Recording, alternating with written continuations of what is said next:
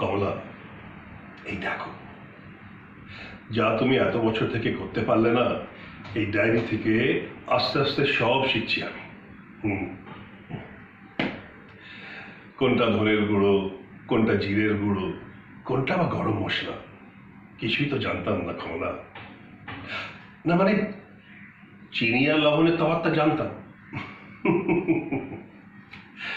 জানো কি, এখন সব কোথায় কি আছে ছোট ছোট লেবেল করে রাখি।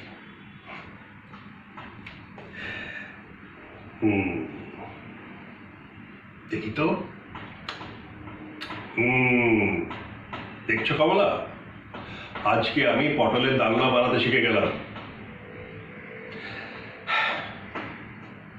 তুমি তো আর বলে গেলে না আমায়।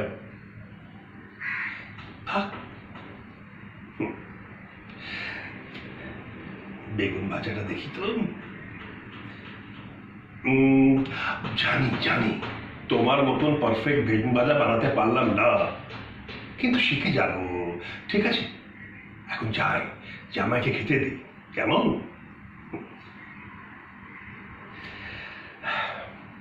কি দেখছো? বিয়ের সময় শুধু কি মায়ের জামাই হয়েছিল নাকি?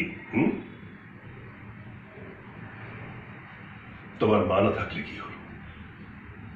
তোমার বাবা কি জামা ষষ্ঠীর পালন করতে পারে না মা?